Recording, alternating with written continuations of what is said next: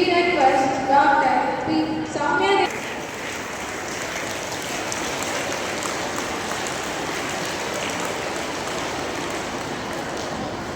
Thank you, ma'am. We request Dr. N. Ilamadhi ma'am, Head of the Department of Artificial Intelligence and Machine Learning, to honor the Professor Dr. V. Ramaswamy sir from Adi Parashakti Engineering College with the memento. Thank you, ma'am. We request Dr. F. Malini ma'am, Head of the Department of Electrics and Electronics Communication, to honor Vice Principal Dr. A. Krishnamurthy sir from. Thank you, ma'am. We request.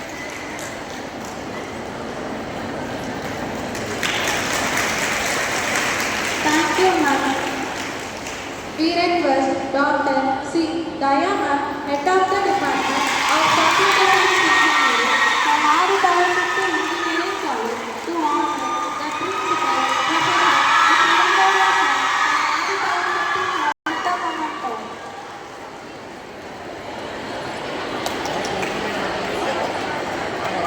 To the Principal Professor Srinivasa sir from Adi Parashakti College. Thank you, ma'am.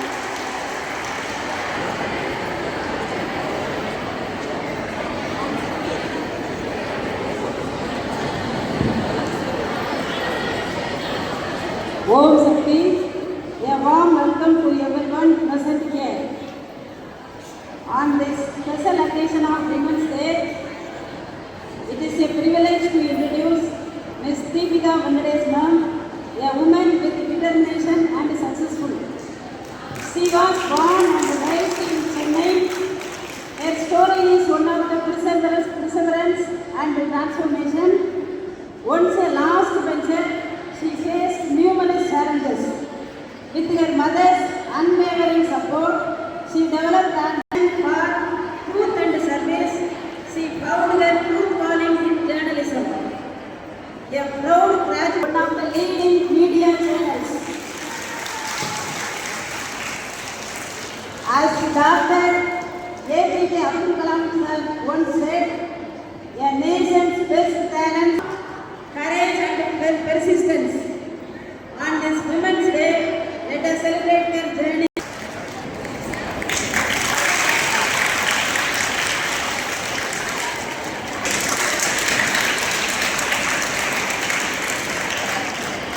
செல்வி தீபிகா வெங்கடேஷ் அவர்களின் பொன்னான வார்த்தைகளால் எங்களை ஊக்குவிக்க அன்புடன் அழைக்கிறோம்.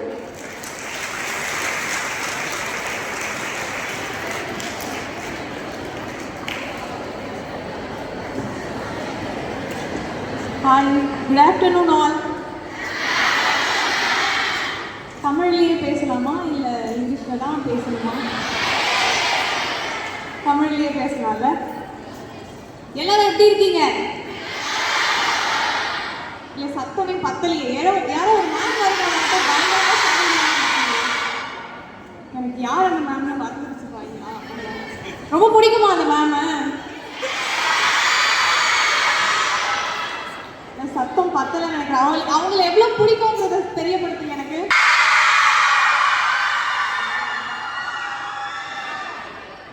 சத்தம் பயங்கரமா இருக்கு.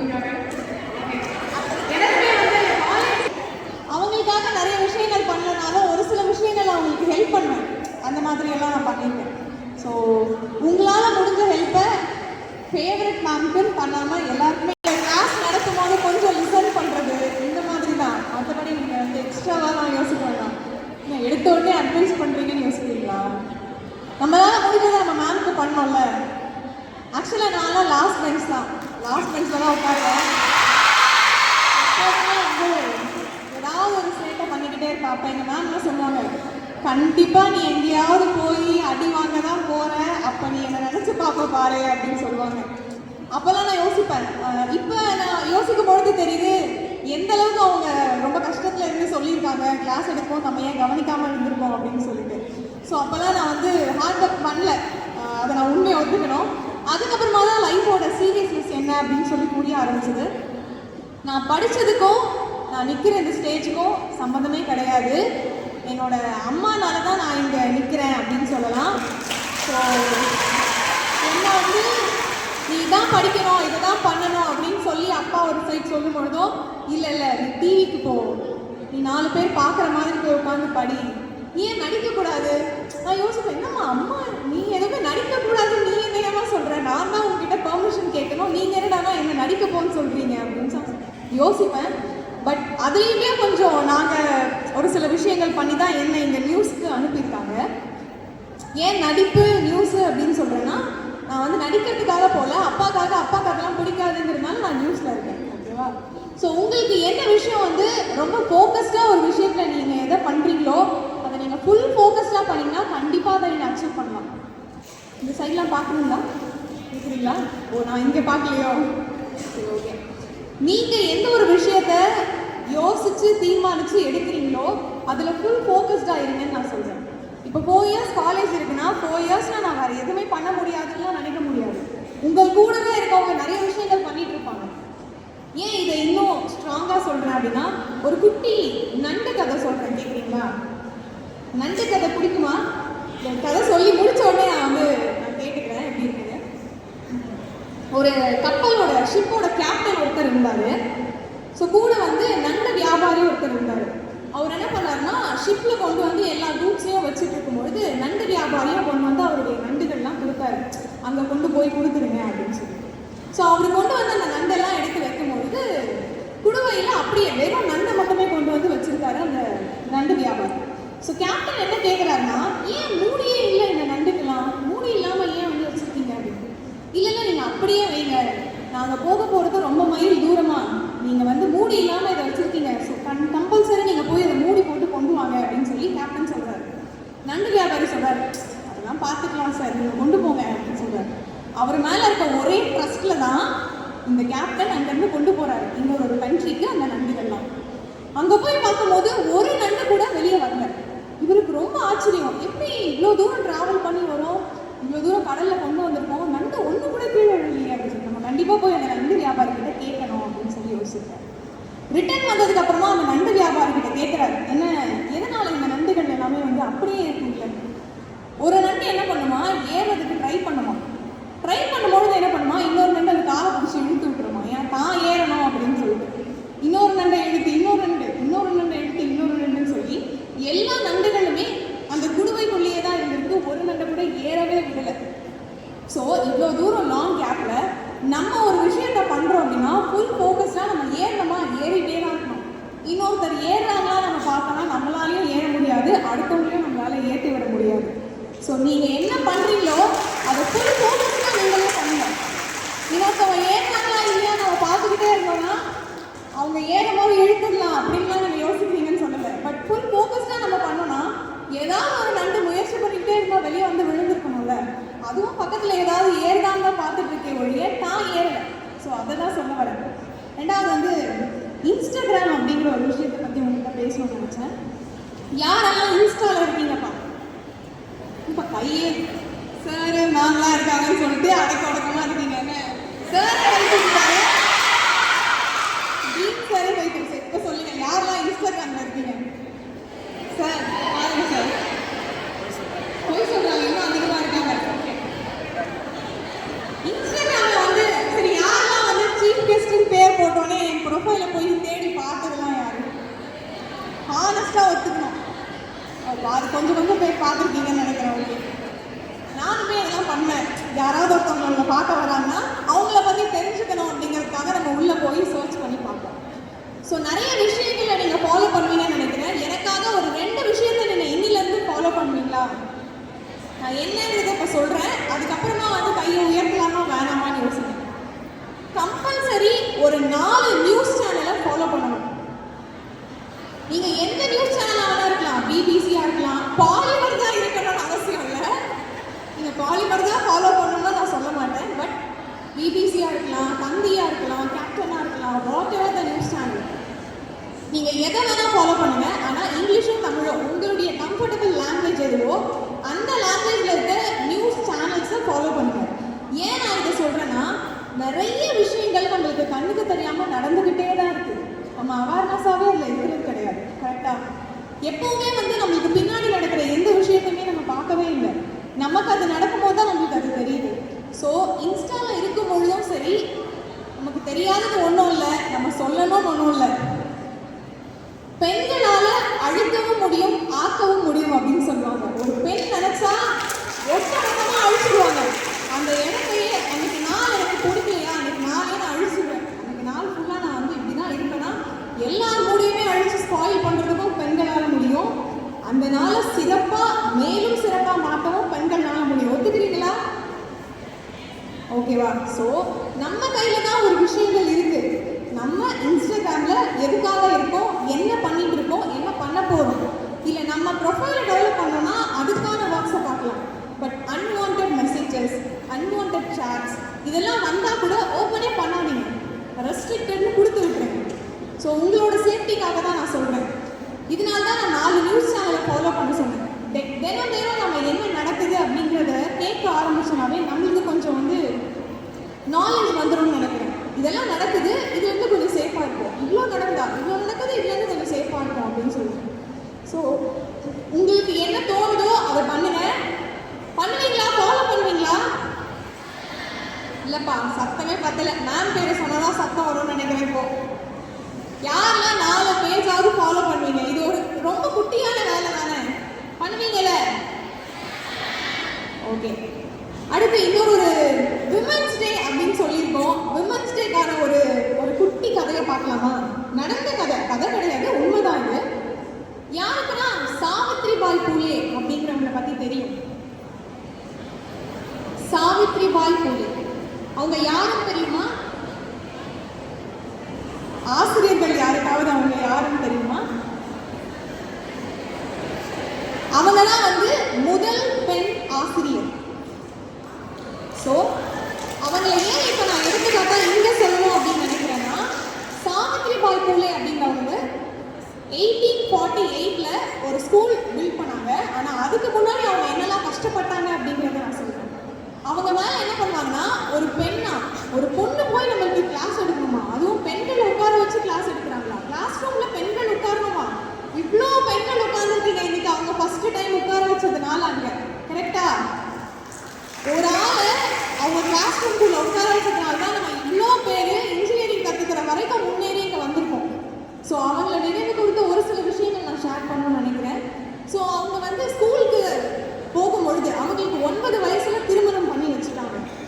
9 வயசுல கல்யாணம் ஆனாலும் அவங்க ஹஸ்பண்ட் கிட்ட சொல்லி நைட்டில் மட்டும்தான் அவங்க 2 பேர் ஒன்றா இருக்கிறதுக்கான டைமை கொடுப்பாங்க அவங்க வீட்டில்.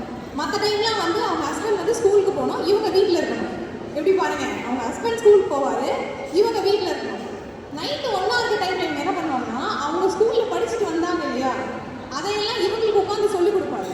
நீ கற்றுக்கோ, நீ ஏன் அமைதியாக இருக்க, நீ முன்னேறு அப்படின்னு சொல்லிட்டு 2 பேரும் சேர்ந்து ஈக்குவலாக படித்து எக்ஸாம்ஸ் அவங்க மனைவியும் கூப்பிட்டு போயிட்டு படிக்க வச்சு எழுத வச்சு அவரை வந்து ஆசிரியராக்கி முதல் பெண் ஆசிரியராக அவங்கள தான் ஃபஸ்ட்டு முன்னேற்றி விட்டுருக்காரு.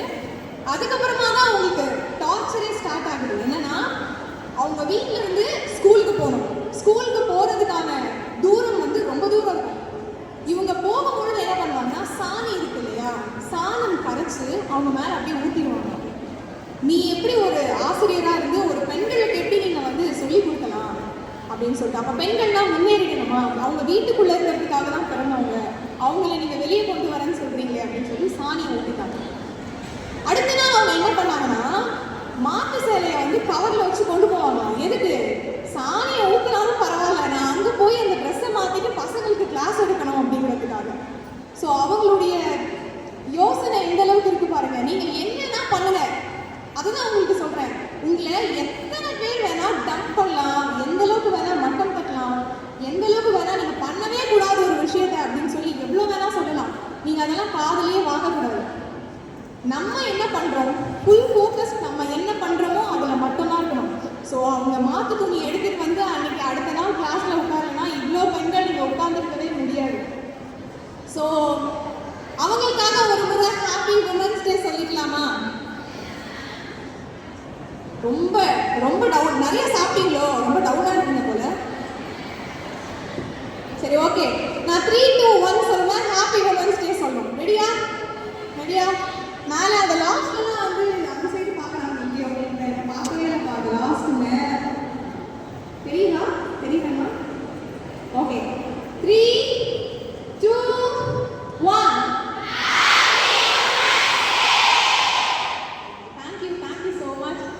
தென் ஞாபகம் இருக்கும்ல இந்த ஸ்டோரி. ஸோ அதனால வந்து நம்ம என்ன நினைக்கிறோம் அப்படிங்கிறத நம்ம தான் டிசைட் பண்ணோம். நம்மளை மிஞ்சி தான் மற்ற விஷயங்கள் நமக்கு. கரெக்டானே? இதில் இன்னொரு முக்கியமான விஷயம் சொல்லணும்னு நினச்சேன், அம்மா அப்பாவை பற்றி. இப்போ நம்ம ஒரு விஷயம் பண்ணலன்னா அம்மா தான் திட்டுவாங்க, அப்பா தான் கண்டிப்பாக ரொம்ப மட்டமாக கூட பேசுவாங்க. என்ன காலேஜ் முடிஞ்சு 3 வருஷம் ஆகுது, இன்னமும் வீட்டில் இருக்கியா அப்படின்னு கேட்பாங்க. அதெல்லாம் நீங்கள் காதலியே வாங்கக்கூடாது. உங்களுக்கு என்ன தோணுதோ அதை செய்யணும். பிகாஸ் ஏன் இந்த அளவுக்கு நான் காலேஜ் முடிஞ்சதுக்கு அப்புறமா விஷயத்தை பற்றி பேசுகிறேன் அப்படின்னா, முடிஞ்சதுக்கு அப்புறமா நம்ம ஒரு கரெக்டான லைஃப்பை தேர்ந்தெடுக்கணும் அப்படின்னு நம்ம தான் யோசிச்சு வச்சுருக்கோம். அவங்க எப்படின்னா காலேஜ் முடிச்சாச்சு, அடுத்து நம்மளுக்கு ஒரு அமௌண்ட் வேணும், அதுக்கு பையன் வந்து வேலைக்கு போகணும், அதுக்கு பொண்ணு வந்து வேலைக்கு போகணுங்கிற மைண்ட் செட்டில் இருப்பாங்க. ஆனால் நமக்கு தான் தெரியும் நம்ம என்ன படிச்சிருக்கோம், நம்ம என்ன பண்ணால் எந்த வேலை நமக்கு கரெக்டாக கிடைக்கும் அப்படின்னு சொல்லிட்டு. ஸோ நம்ம என்ன வேலை பார்க்க போகிறோமோ அந்த வேலையில் நம்ம ஃபோக்கஸ்டாக இருக்கணும்.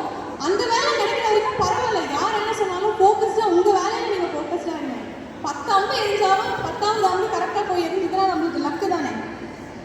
ஹார்ட் ஒர்க்கை தாண்டி லக் அப்படின்னு ஒன்று இருக்குன்னு சொல்லி நான் நம்புவேன்.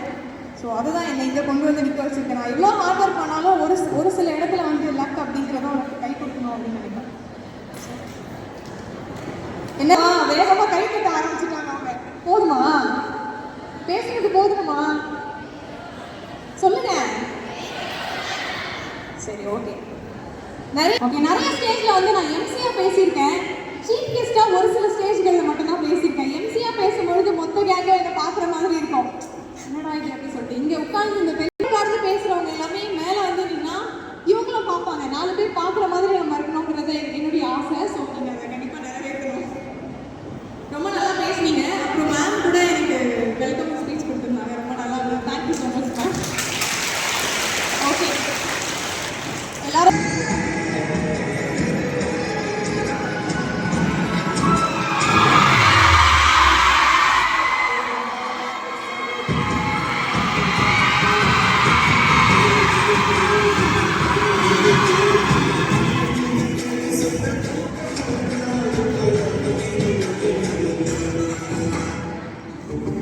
இத்துடன் இந்த செய்தி தொகுப்பு நிறைவடைகிறது.